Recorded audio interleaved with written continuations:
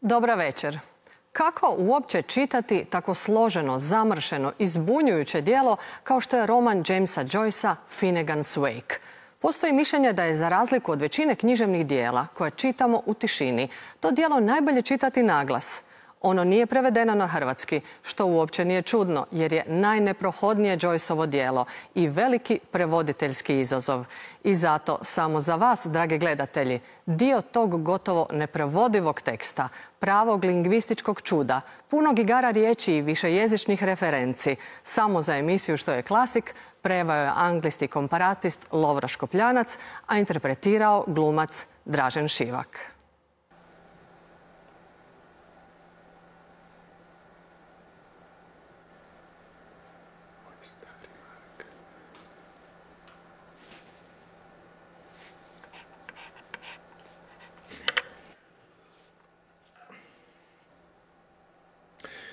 Dobrodržci, smornajmo.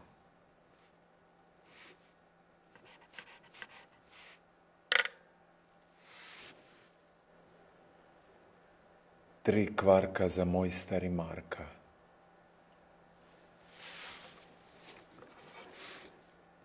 Tri kvarka za moj stari Marka. Jezda nije velika zvjerka i ovo što ima nije neka marka. No svemogući cari čorle, ne bi li bila nebeska varka da vidimo toga starog škanjca kako klepeće. No svemogući cari čorle, ne bi li bila nebeska varka da vidimo toga starog škanjca kako lepeće dije mu je košulja usred mraka i lovi dije su mu flekave hlače naokolo Palmerston parka. Ho, ho, ho, ho, ho. Omitarenog li Marka. Ti si najčudovitiji goli pjevac kojeg je ikad izbacila Nojina arka, a misliš da si pijeta o kojem se ne može naći zamjerka. Krila, ptice. Mladi će tristi žustro spaziti kakva je to starka, pa će je okreniti i oženiti i okrevetiti i ocrveniti, da ni perce neće frcnuti dok će se sve prašiti. I tako će tom momku pasti u šake njegova hiljadarka. I Marka. Oberpaša, klikto vrištorlaju. Klikto vrištorlaju.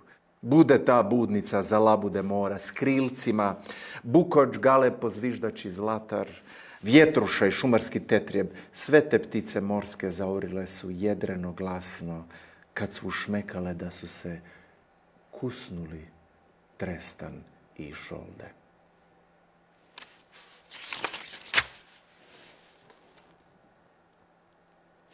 Došli smo i do vas, kad je pao mrak, dočim su se valovi valjali, a vaša slađa plovi, vjetrovi pomaklo, sudbinski pododignuta, bojni morat jezdi, milošću gospodina Dubloa, Daumbelova, Kemperselija, osluškujući čim bolje možete u double dopu.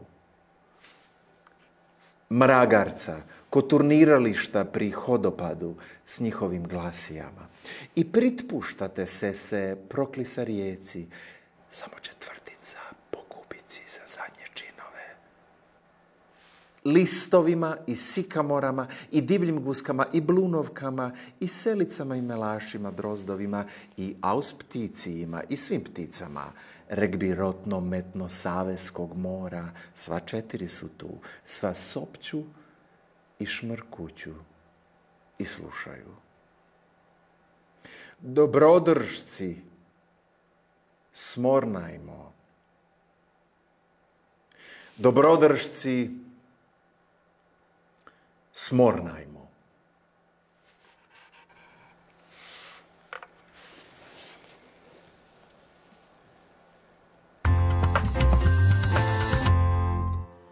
Bartholomew Ryan, irski je filozof, književni znanstvenik i glazbenik. Živi i predaje na sveučilištu u Lisabonu. Sa svojim bendom The Laughing Heroes objavio je 6 studijskih albuma, a u znanstvenom radu posvetio se Nietzscheu, Kierkegaardu, Pessoeu i Joyceu. U inspirativnoj interpretaciji romana Finnegans Wake on tvrdi da je to djelo disidentsko i subverzivno, ali istodobno i radosno. Idemo čuti o čemu se radi. Sa zadovoljstvom pozdravljamo u studiju gospodina Ryana. Dobar dan, dobrodošli u emisiju Što je klasik. Doista sam dugo čekala ovaj trenutak, mislim 5 godina da smo nekako pokušavali dovesti vas kao gosta u emisiju. Evo, dočekali smo. Interesantno je da govorimo o romanu koje je na hrvatski jezik zapravo neprevedeno djelo. To nije ni čudno, jer je jako teško i zamršeno djelo i mislim da taj prevoditelj koji ga se uhvati imat će puno posla. Joyce ga je pisao u 17 godina, počeo je odmah kada je završio Uliksa, kojeg je također pisao 17 godina. I nije malo važan podatak da ga je završio 1939. baš u osvit Drugog svjetskog rata. Bio je iscrpljen vidno kad ga je završio, gotovo slijep i mentalno i tjelesno iscrpljen, a čitatelji su svakako reagirali. Mnogi su bili naravno iziritirani tim nečitkim tekstom, a proučavatelji su pak rekli da je to vjerojatno najteže, najzamršenije, najsloženije djelo zapadnog književnog kanona. Pa ima li zapravo taj roman neku priču, neku radnju? Well, thank you very much, Carolina, for this invitation. It's a pleasure to talk about Finnegans Wake. Well, first of all, yeah, your question about a plot.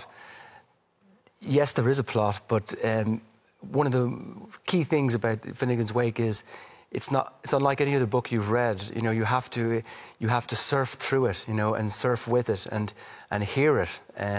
And it is, if you're looking for a plot, you might get completely lost as well. I'm still searching for the plot, but there is, if you want to find some kind of framework, and there's many frameworks, it's a multi-layered text, it's a labyrinthine text, but there is a family in that book, and it's called the Book of the Dark, literally within the book. If you think of Ulysses as the book of the day, starting at 8 o'clock in the morning, it goes through a single day and ends late at night.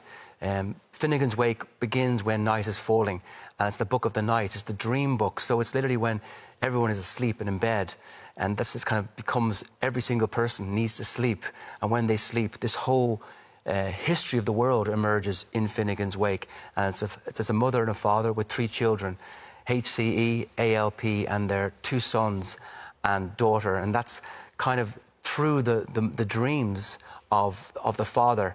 But of course, through those dreams of the father, you enter dreams of others, and everything becomes, you know, interpenetrating and entangled as dreams can. The unconscious becomes conscious, you know. So this, and the plot is something has happened in a park. There's some scandal has happened with the father, and there's all this guilt and all these other things going through, and that's kind of the basic kind of outline of a plot. And you have this friction and tension between humans always, and kind of sexual politics, love, betrayal, all these things, and kind of tensions between the 2 brothers. There are also kind of echoes of incense as well, and a lot of sexual betrayal, but also the love of a family, you know. But that's the kind of the very vague basic plot of a family. Da, zapravo postoje nekako 4 teme. Jezik, obitelj, seksualnost i smrt, ako ovako pojednostavimo.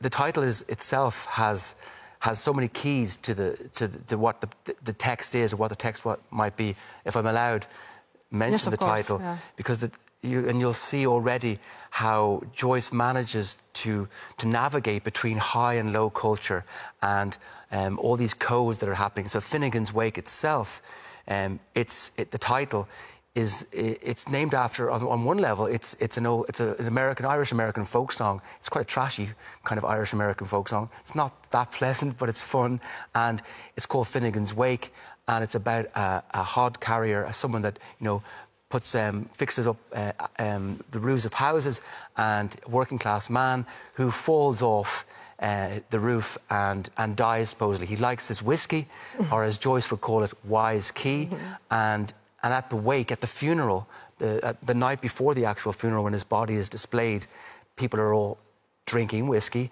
and they start arguing with each other, and some whiskey supposedly falls on the corpse of Finnegan, and he wakes up. So that's the song, you know, the Irish-American folk song. But also, you have, when you mentioned death, wake is very interesting because it has that multiple meaning as well. Wake is, you wake up, it's a resurrection, it's a revival.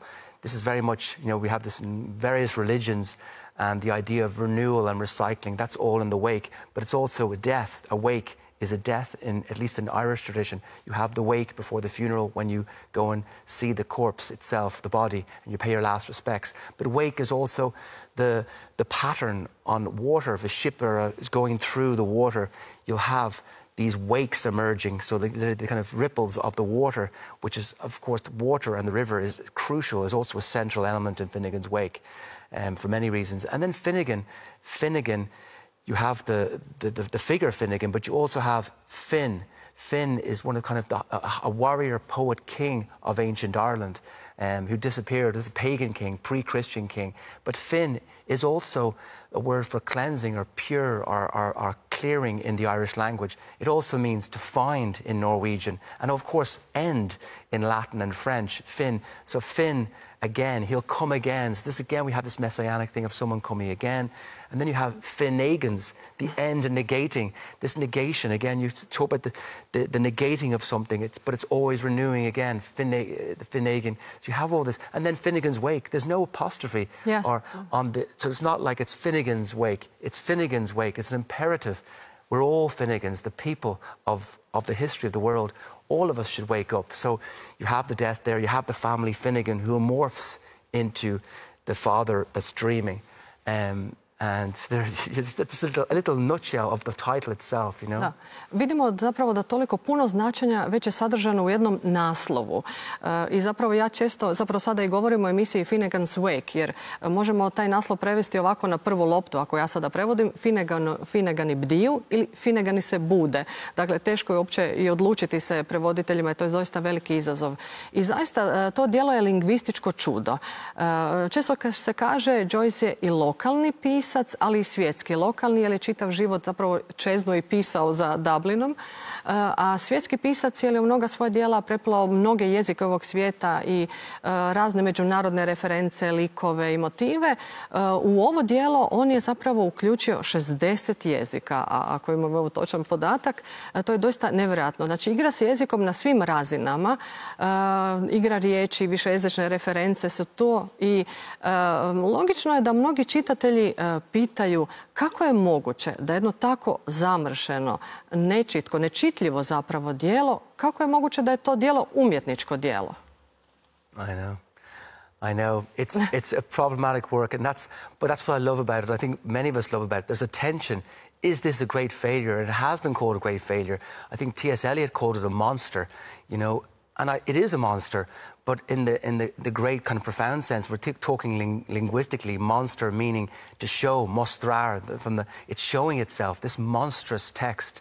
So you're very right. And of course, Joyce was obsessed with language, and there's an alchemist there. I mean, Joyce is an alchemist. I love the fact that in English we say to spell something, a spell is also a magic conjuring of something. And Finnegans Wake is that.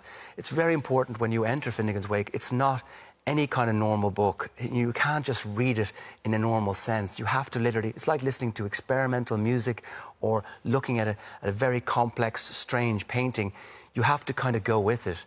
And he has been accused of being very arrogant or leaving us all behind. But actually, I think the opposite could be said to be happening, in that he is showing that the human imagination is limitless and that we should celebrate this. Remember, he's writing this book during a time of totalitarianisms, both in, you know, all over Europe, you know, the rise of fascism, the rise of the Soviet Union, and censorship and limiting of language is becoming more apparent, while Joyce was doing the exact opposite from 1923 all the way to 1939. So when you enter the book, as you know, nearly every line has a new word or a merging, and they have multiple meanings. So Joyce is really adoring this. And of course, he was a lover of language. He studied languages in Dublin, and you know, and talking to friends here, you can find languages from every European country. There's lots of Slavic words in there. There's Croatian, because Joyce, as we know, travelled a lot, and he spent, and as you say, it's very interesting, and I love this kind of very almost authentic cosmopolitanism, because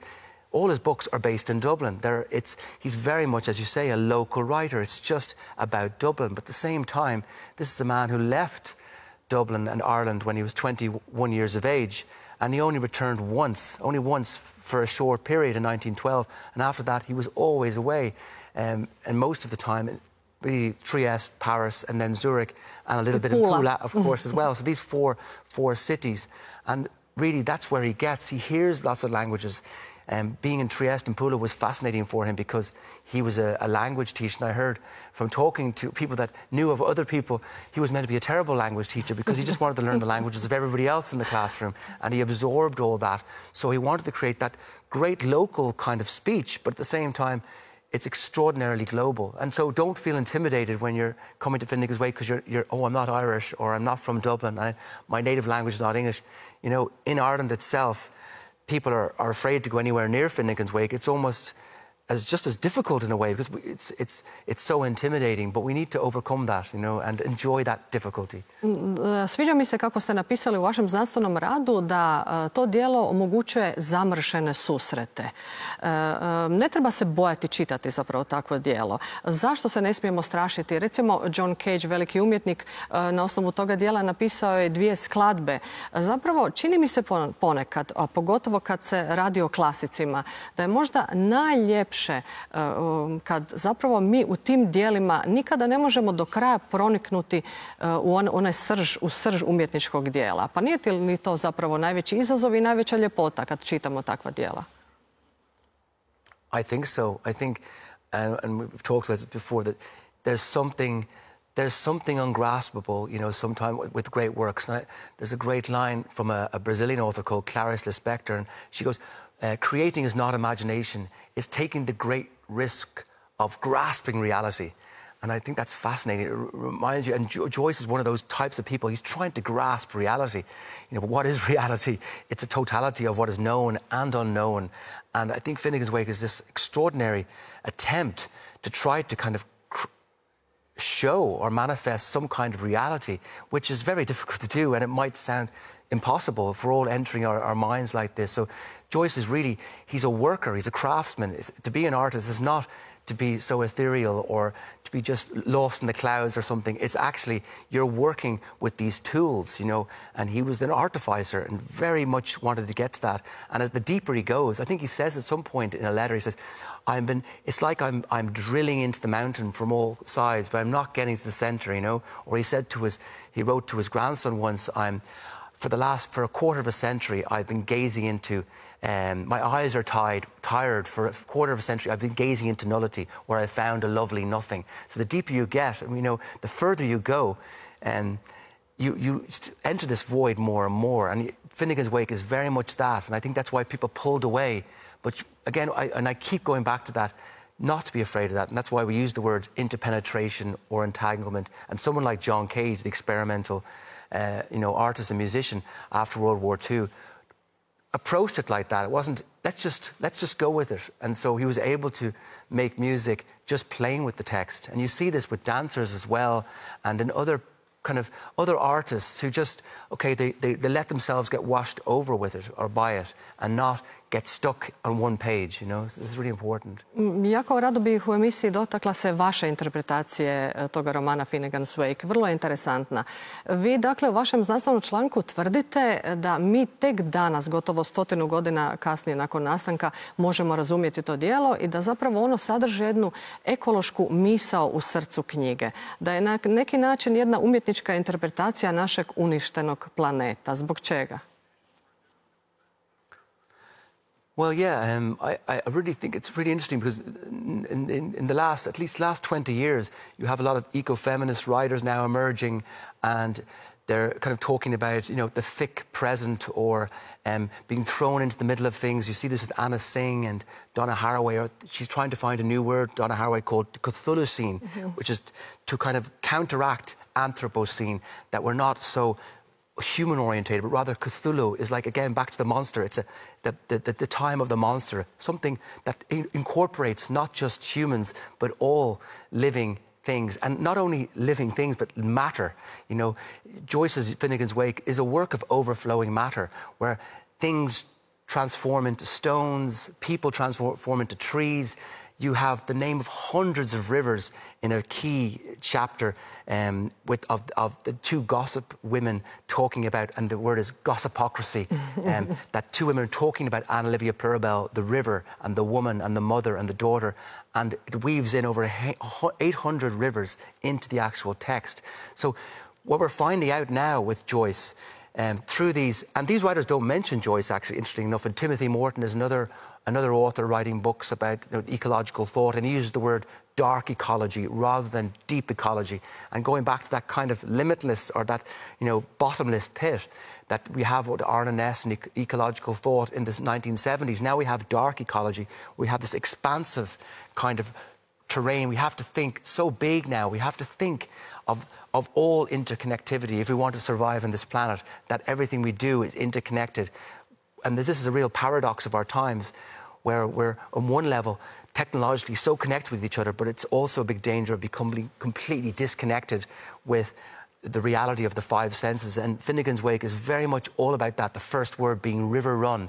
It has its multiple meanings, and things like... and that river run starts in mid-sentence. So this very much, you're thrown into the middle of things, in medias res. And there's another, I think my favourite line in the whole book, actually, I'll tell you, is called, it goes, in the beginning is the void, in the muddle is the sound dance.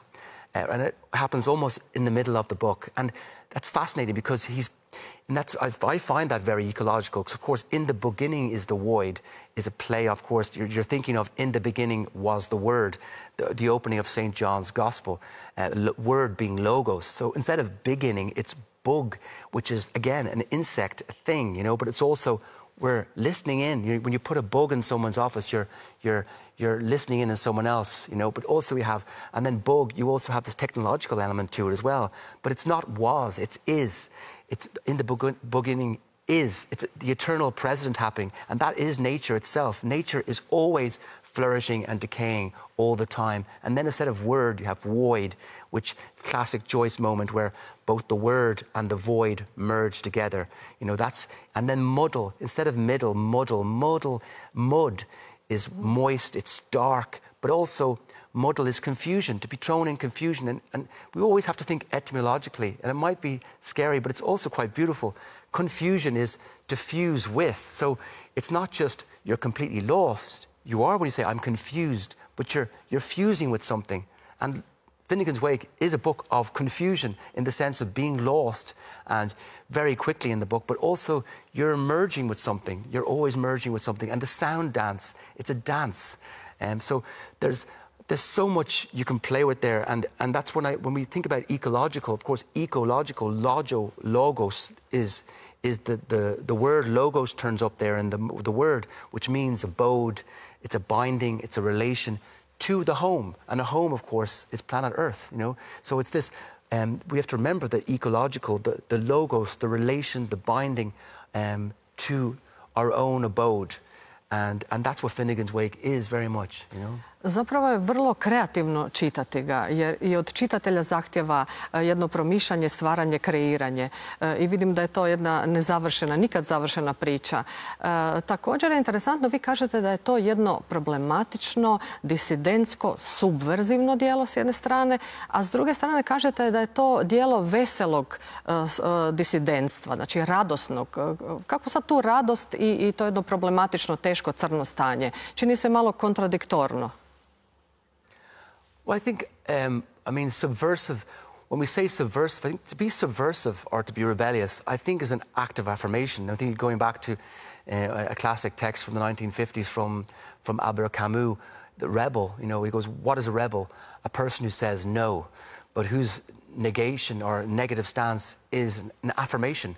And Joyce is always being subversive in that questioning things. We should always question hierarchies, or he likes unstable elements all the time, and we live in the age of doubt. He's very much aware of that. This is modernity, where we're no longer with antiquity, where we started with awe and wonder and affirmation, and now things have crumbled. But at the same time, and that's where he's broken with some of his contemporaries, that they were mourning, the disintegration of old kind of systems, the disintegration of old, dogmas, and writing great texts, kind of The Wasteland by T.S. Eliot, and these are great texts, but there's a mourning there. But Joyce says, I'm not mourning them, actually. I'm actually celebrating this new time. We have to now find out of the rubble, out of the ruins. We write our runes forever, as he says in Finnegans Wake. We must find new ways of thinking. And it's this disintegration has come about by the very patriarchal powers that brought it about. So why should we mourn that? Now it's our opportunity and responsibility to celebrate this. There's a joyous element of flourishing and decay, and I always like to say this line, to be or not to be, probably the most famous line in modern literature, when Hamlet says, and of course Shakespeare for Joyce was his biggest rival, in Ulysses, after God, Shakespeare created most. So Joyce knows that his real rival is Shakespeare, but instead of to be or not to be, this kind of either or binary, you to be or not to be, it's, are you flourishing?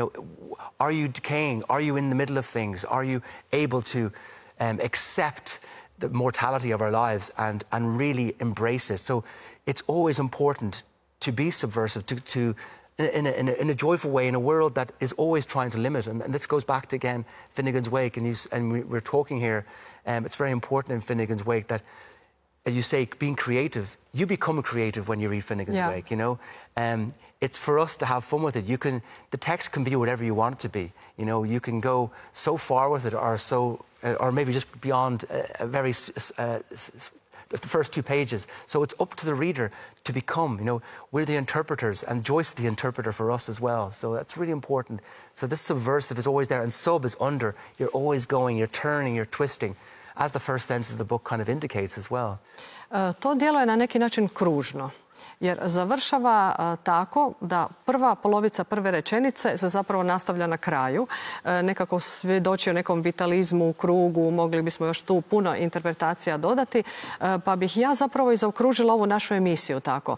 Na početku čuli smo kako dio romana zvuči na hrvatskome, ali zar nije najbolje zapravo čuti kako zvuči u izvorniku i to da nam vi pročitate jedan dio po vašem izboru, evo iz romana Finnegans Wake. The circular element is so important because the book ends on the last sentence, and the last sentence, I should say, and the first sentence are one and the same. The last sentence being away, alone, a last, a loved, along, the, ending mid-sentence, and then going into river run past even atoms from swerve of shore to bend of bay, brings us by a commodious vicus of recirculation back to Hoth Castle and environs. Pa vi ne trebate čitati, vi znate djelo na pamet. I'm going to read a little piece, it's a very short piece, but to kind of catch the rhythm of the book and the funness of it, because it's a musical work, Joyce always wanted to be a musician as well. Da, to and znamo, this is the river going through. Yeah. So, with a beck, with a spring, all her rill ringlets shaking, rock strops in her tashi, tram tokens in her hair, all waved to a point, and then all in uendation, little old-fashioned mummy, little wonderful mummy, ducking under bridges, bell-hopping the weirs, dodging by a bit of bog, rapid shooting round the bends, by Tala's green hills and the pools of the Fuka, and a place they call Blessington, and slipping sly by Sallynoggin, as happy as the day is wet, babbling, bubbling, chattering to herself, deludering the fields on their elbows, leaning with the sleuthering slide of her giddy-gaddy, granny ma, gossipacious, and Olivia. He lifts the life wand, and the dumb speak. Quack, quack, quack, quack, quack, quack, quack, quack, quack, quack, quack. Eto, i s time možemo završiti. Vama puno hvala na ovom razgovoru. Nadam se da za drugu emisiju koju ćemo raditi o Pessoi nećemo tako dugo čekati kao za ovu. Hvala na razgovoru. Thank you very much.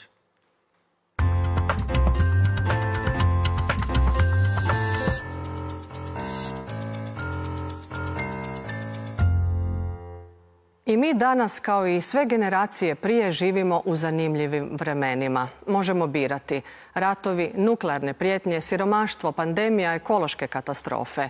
Iako se čini da smo to pomalo smetnuli s uma, postoje neraskidive veze čovjeka i prirode koje pripadamo. Još čekamo književna djela koje će to naše stanje raspisati, kao što je učinio to Joyce prije gotovo 100 godina u romanu Finnegans Wake. Upravo zato što je on to znao puno prije nas i jest klasik. I baš zato što to djelo ne možemo čitati na hrvatskome, približili smo vam njegov fascinantan svijet. Doviđenja za 2 tjedna.